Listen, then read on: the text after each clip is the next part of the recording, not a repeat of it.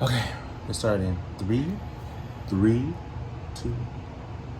What's up? Banger, banger, banger.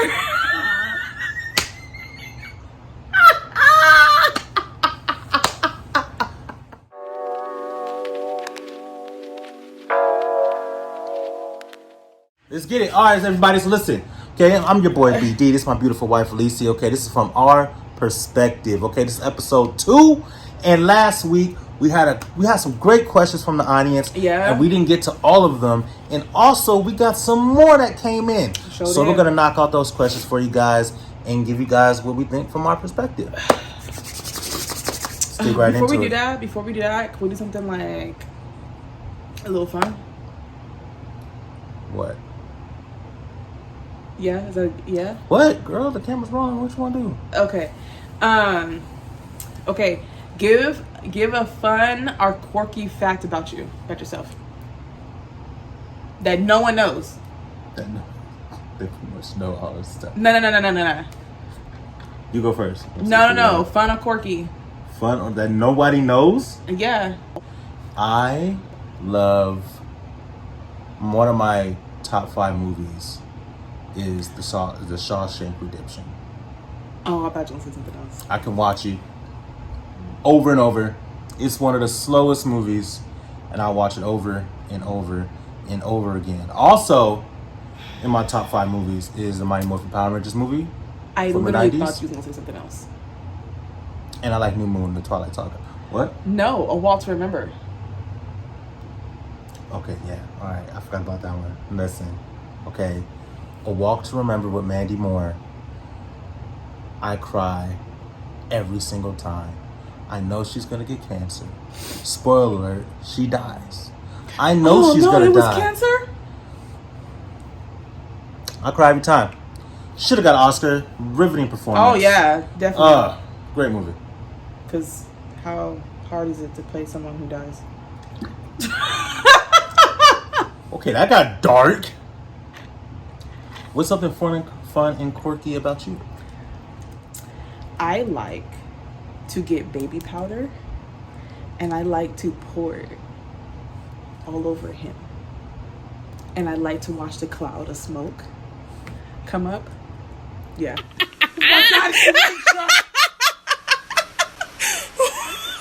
It's my pinky shirt. This is why the quarantine needs to stop.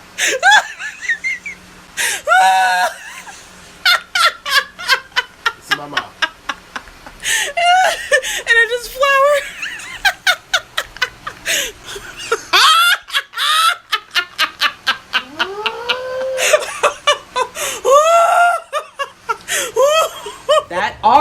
I like to when I eat ice, my hands get really cold. I like to put it like on his skin that's been covered all day, where it's nice and warm and toasty, and just stick it right up in there. Yeah, I also do it to the kids too. It's so fun. It's real fun. Y'all should try it. So we just giving out secrets. And the fact that you said shove it in there, that okay. It's my stomach, okay? The rolls on the side. Yeah. Oh, it's perfect. Get your mind out the gutter. It's perfect. Get your mind out the gutter. It's perfect. Our this little crease right here. Why you got okay? What we're not gonna do. Let's talk about my body creases, all right? That's what we're not gonna do. So we're gonna move on. All right. That was fun. So we're gonna have some questions from our audience. Uh-huh. And go ahead, read the question. What advice would you give newlyweds that you wish you would have listened to or done when you first got married? Some advice I wish I listened to when we got married? Yeah. I didn't tell you the truth. I didn't get any advice. I really did. Okay, so the question is, what advice would you give newlyweds that you wish you would have listened to or done when you first got married? So you didn't get any advice, but what advice would you now give for newly wedded couples? Advice I would give is to, when it comes to finances, I would have a joint bank account for one, because it's very simple. Well, it's very easy when there's separate accounts. You figure, oh, her money, my money, but then you can't hold each other accountable because you don't know what's going on in the other account. So if it's one joint account, you can see, hey, you was wilding the other day. You went out with your friends, or you was buying too much stuff on Amazon. Like you can check each other, and you can. And when it's a joint bank account, you have a common goal, and you know what you guys are trying to get to. So if you have separate, you guys are just wilding, and then you'll figure it out later on.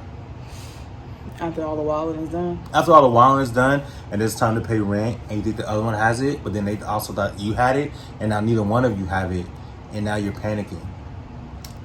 Jesus. I'm not saying that's happened to us. I'm just giving an example.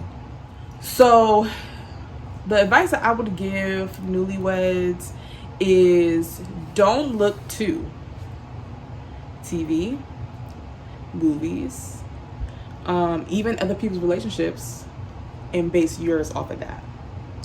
Because y'all different people. Y'all different people than the people you see.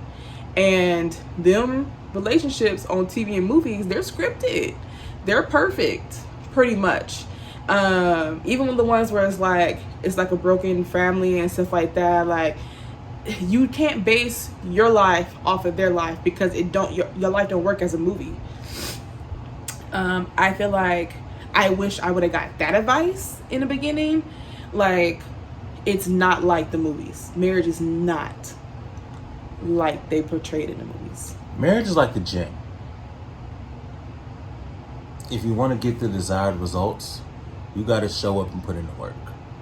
Okay, I like that. Thought she was gonna go somewhere else with That's that. a bar. Okay. I just thought of that right now. Okay. Thank you, Holy Ghost. He was finna be in trouble. I know, I saw the look. I saw you looking like. You was finna be in but trouble. I gotta break this off because she looked at me like, really? So I'm the bench press to you? Yeah, because last night I wanted to go to the gym and you didn't want to go. So what you mean marriage left the gym? That's all I want to know. Next question, man, because you so yeah, that would definitely be my advice. And there's something else I want to say with that.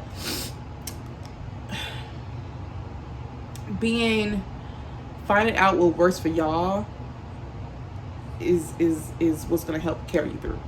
Mm-hmm. Okay, now if you see something on a movie or something you hear in a podcast, because we listen to podcasts, the Love Hour with Miss Kev on Stage and Kev on Stage, y'all might have heard of them, and they have a lot of good talking points on there that helped us navigate through certain things that we're dealing with. Now, if you want to do that and glean like the information, that's cool. Okay, when did you know Chris was the one? Chris, when did you know that Alicia was the one? I didn't. Still trying to figure that out, guys.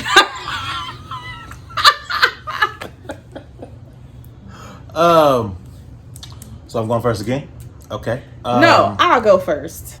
So, in high school, I went to this church, and they were real big with the teens and the youth and stuff like that. And we went on a camping trip.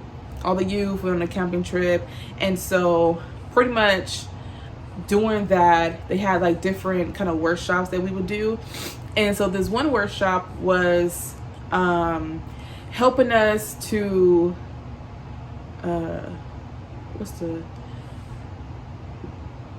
excuse me.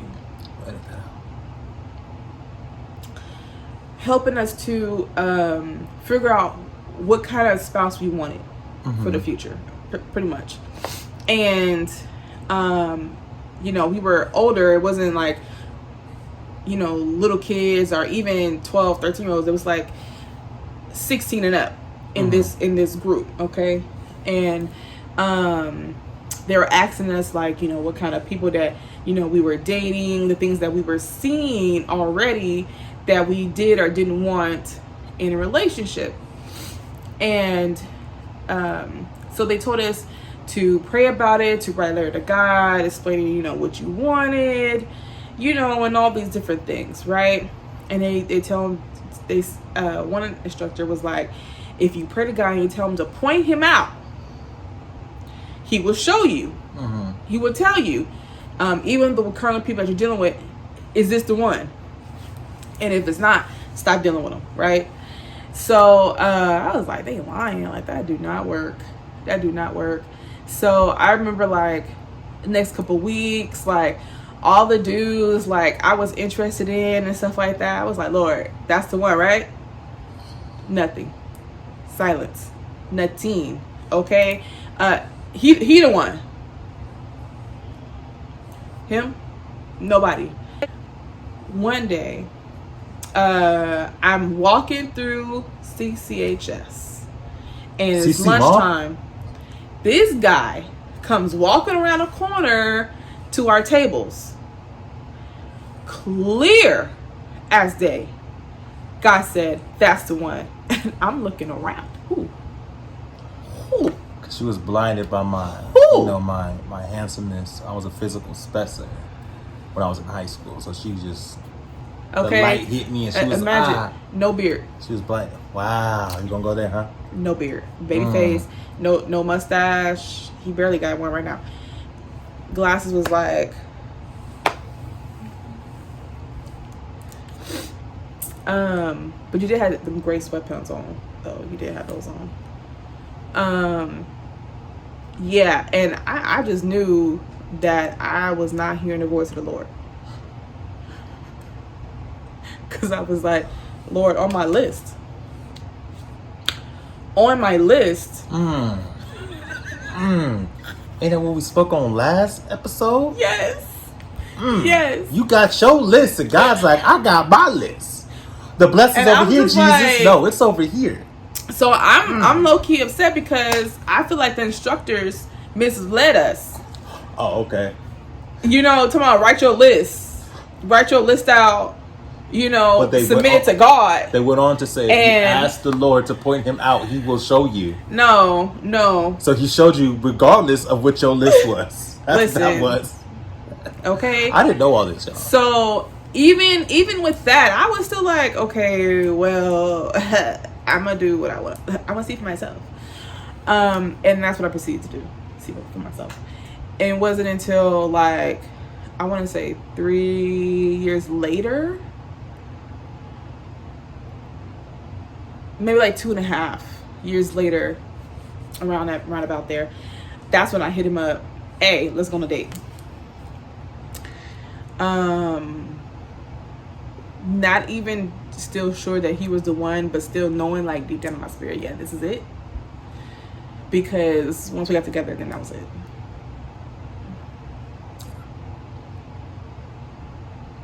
You done with the story?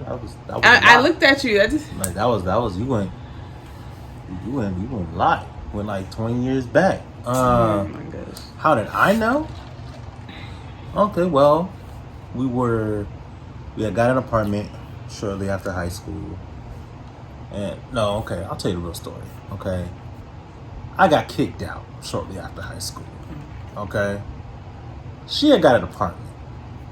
I was staying at my cousin's house, renting a room. Didn't have a mattress. I'm sleeping on a tile with like 3 blankets, tearing my back up. And I think there were sheets, actually. I had sheets, blankets, pillows, anything I can to make that mug comfortable. And she kept hitting me up like, yo, just come move in with me. I'm like, nah, we can't be shacking because we ain't married. Oh, that's what you said? Is that what you said? That's what I was thinking. I don't know if I said the word shacking because I was trying to be young. Yeah, I didn't think that's what you said at all. Mind you, I'm a youth leader in my church. So I'm like, I can't do that. Like, people gonna say in the church. Then it got what would they think? Yeah, that's literally what my mom was.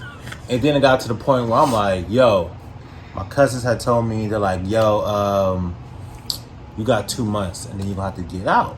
Yo. It was nothing, like I didn't do nothing wrong. They were just like, this was only temporary. I'm like, I could have said that before I moved up in here. So I'm like, okay, I'm like, well, shoot, instead of paying them this money, might as well just go over there and just, at least I have a bed, you know what I'm saying? I wasn't eating. Okay, I was locked out. They only gave me a key to the actual doorknob. Yo. Okay, but they didn't give me a key to the deadbolt.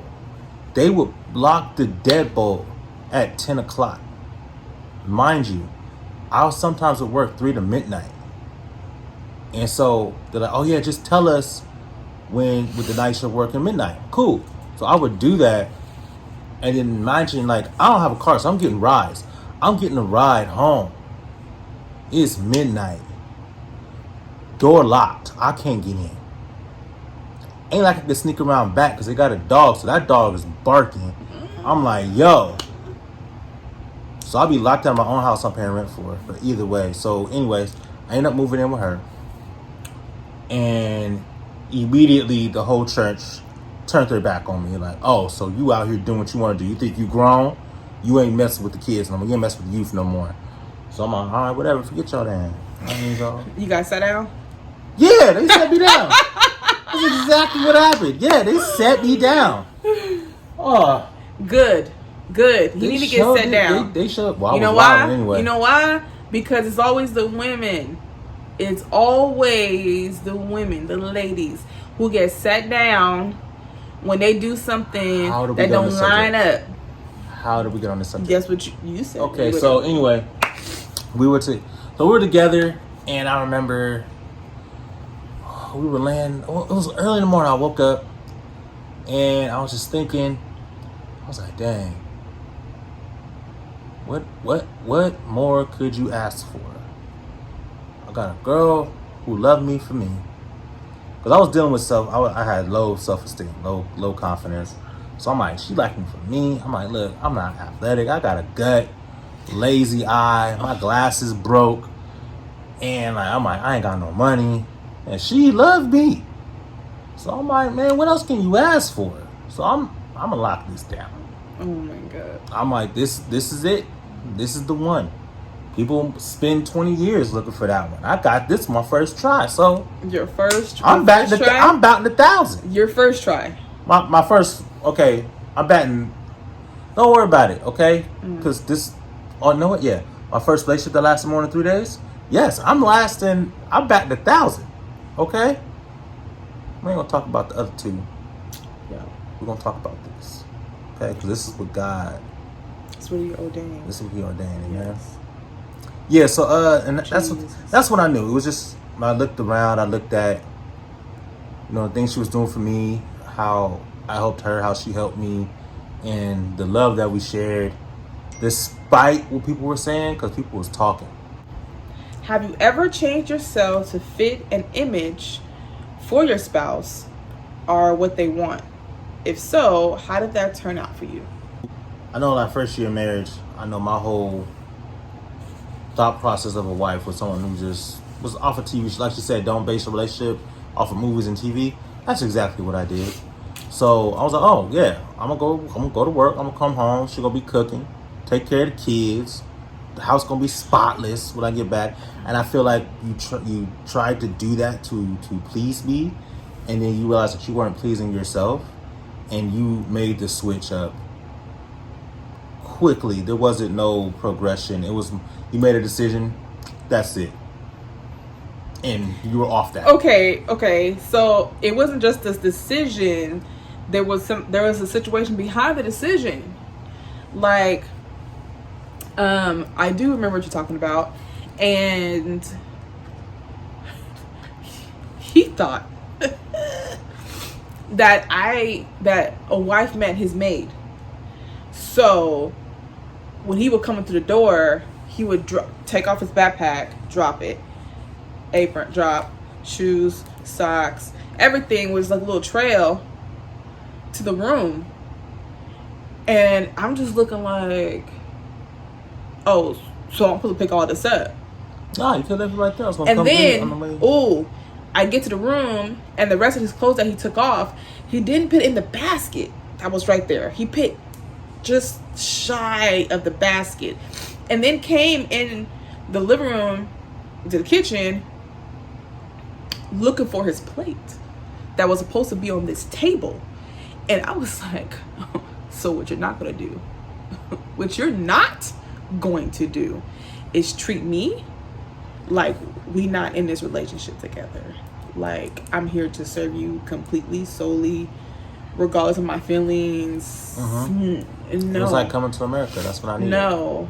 And mind you, I was literally doing everything that I thought was supposed to be done. Like the house was completely cleaned. Like Kamari was like sleep or in the room or whatever. Like all his toys is up. Dinner was done.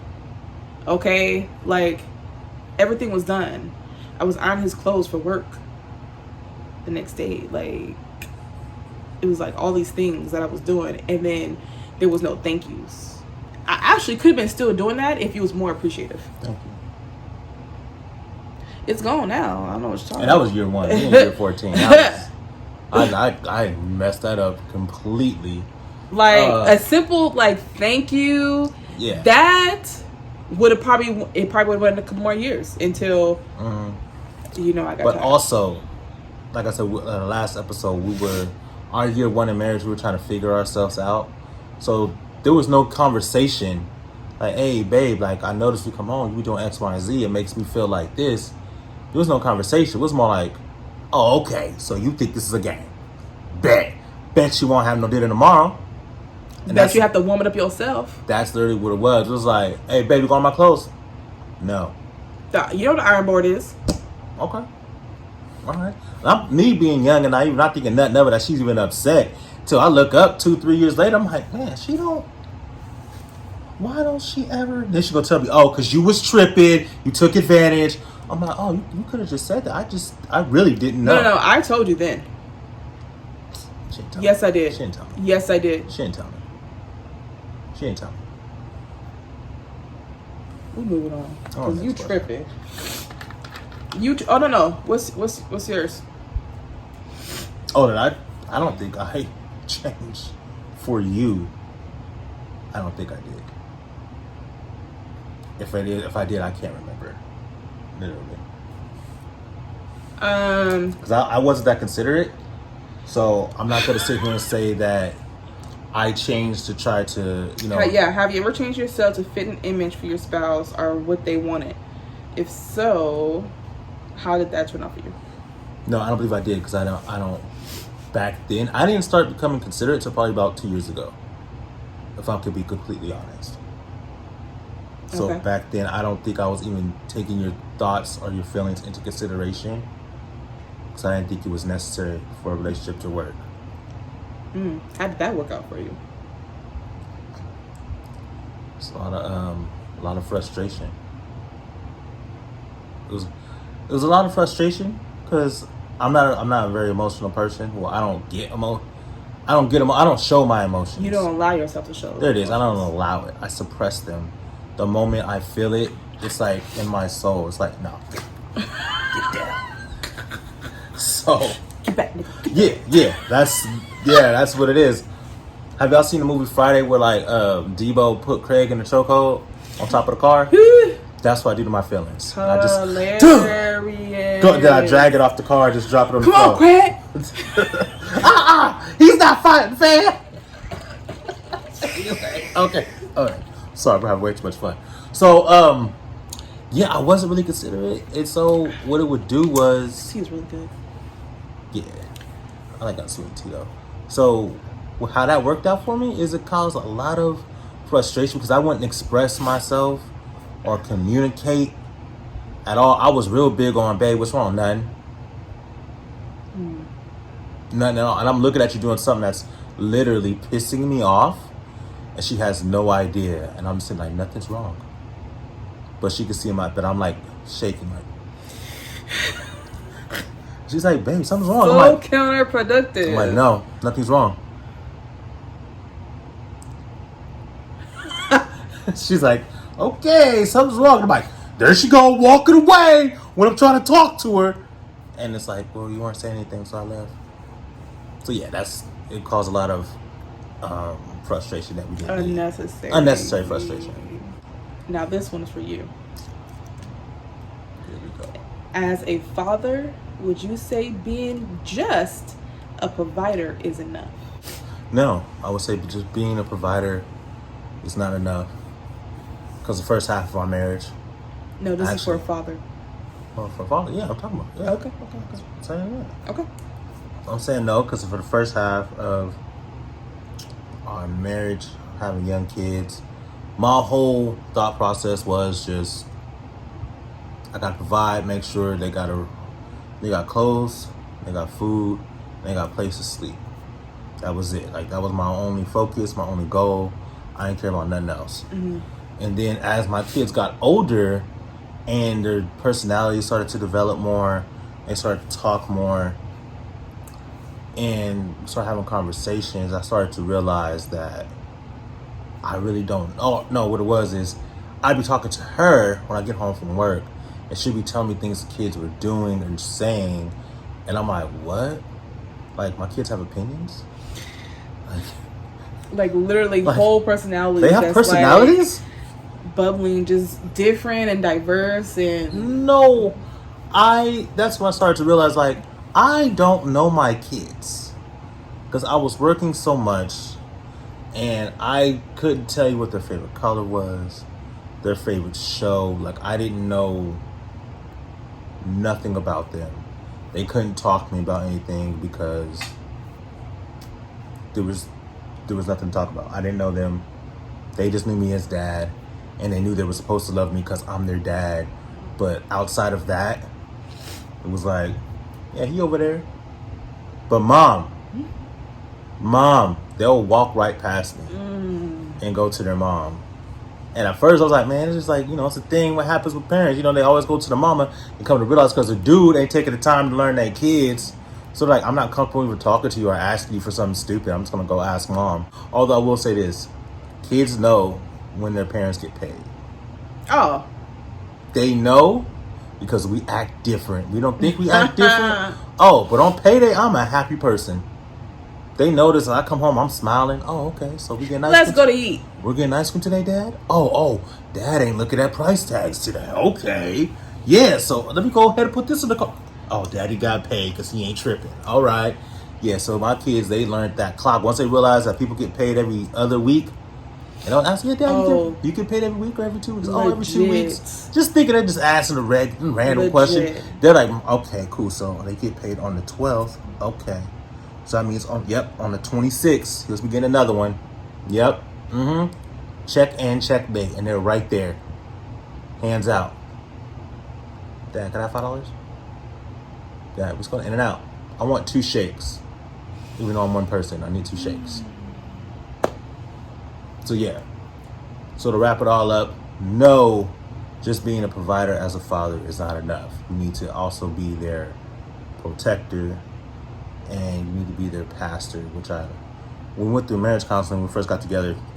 That's one of the only things that I actually took with me or that I remembered. From that first From counseling? The first session, I don't remember nothing else they said. I think we had to go to 3 sessions? I think it was. It was like more there was than other that. couples, like newlyweds or people. It was more than I that. didn't know. That's all. He said, as a man, you need to be the 3 P's: the provider, the protector, and the pastor. Now, as a pastor over your house, you got to be able to communicate with people. You got to be able to love them in and out. I mean, I'm just getting to that. I wasn't big on love. That's an emotion, and I had to press that down. So once I learned, I was a provider. I can do that. I'm gonna go to work. I'm a protector, but I ain't gonna physically. I ain't gonna fight nobody. But you know what I'm saying? Like my wife is she might. You know what I'm saying? That's my superpower. I got my wife. You know what I'm saying? So she's like my Pokemon. I'm just gonna throw her out there, and she's gonna disrespectful. Blastoise. What? What? Use water cannon. And then that's what she do. She fights my batters, and I get all the glory because I'm the Pokemon master. Jesus. If that made sense. Okay, what's the next one? You were getting to the love part. I said, yeah, you gotta learn to love them. Loving, you gotta learn to know them, communicate with them, and praying for them and shepherding them. These are all things that fall under being a pastor. So it's like when I got that fully, it made for a better relationship.